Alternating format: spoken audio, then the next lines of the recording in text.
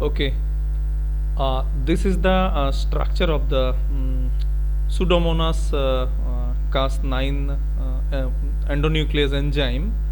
You can see the different catalytic pockets of this macromolecule, which is having multiple different domains that we have already discussed, which somehow will look like this with different domains.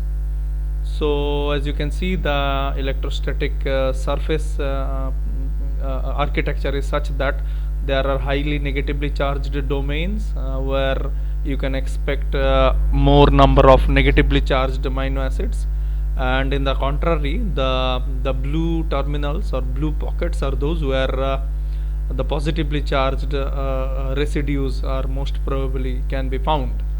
So this energy landscape is based on the amount of free energy that is there in each molecule, and which is also the basis for the overall stability of the molecule. Let me put it in this way.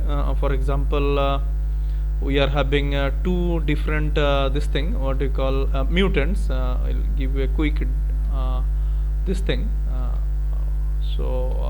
These are two different windows. What we'll do is we'll at first show you one. This is another different molecule, but similar protein molecule, which we have already done the engineering thing, or shall I say we generated a mutant library, and from which these are the two mutants that we are talking about. So what exactly happens is, let us at first build the molecular surface on each of the proteins. So it is a particular domain which is generated, a part of the cytidine deaminase enzyme, a particular domain of that.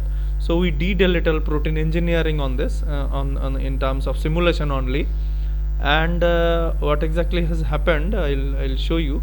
Now this is a protein, and this is another. So what exactly happens is, this is the wild type protein, which is having very low what you call delta G or free energy content, and therefore it is much more stable. But when we made it into a mutant, the overall energy landscape was such that it was no longer stable like this. As I have said, according to this, the blue terminals indicates where positive free energy is there, and the red terminals are those where negative free energies are there. So the degree of free energy content will lead to an indication of how much stable the protein is. So here if we say these are the two molecular surfaces of the same protein. One is a mutant and another is this what do you call is the wild type. So what has happened is, in the wild type protein it was much more stable, but due to a mutation, that means your point mutation which you have introduced was not very good, and therefore it converted into a what do you call is a different degree of colors. As you can see, multiple different colors. What does it mean? It means that the overall energy of the protein is distributed throughout. Rather, if you use this particular protein, which is much more stable, there is a possibility that your peptide remains more stable in the system. So it is again a small demo to show you how exactly mutants can behave. So before going to a real wet lab to introduce a mutation in a protein, we can definitely do this small simulations, which will help us to identify whether a mutant will be stable, or it will undergo some kind of precipitation and degradation when you use this particular mutant protein for some kind of real-time wet lab experiment.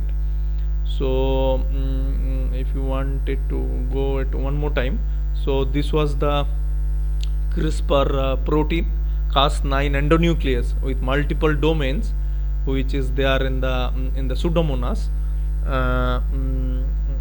This is a particular demonstration to show you that usually in proteins multiple different energy landscape would be there, and the combination of these will make it more stable.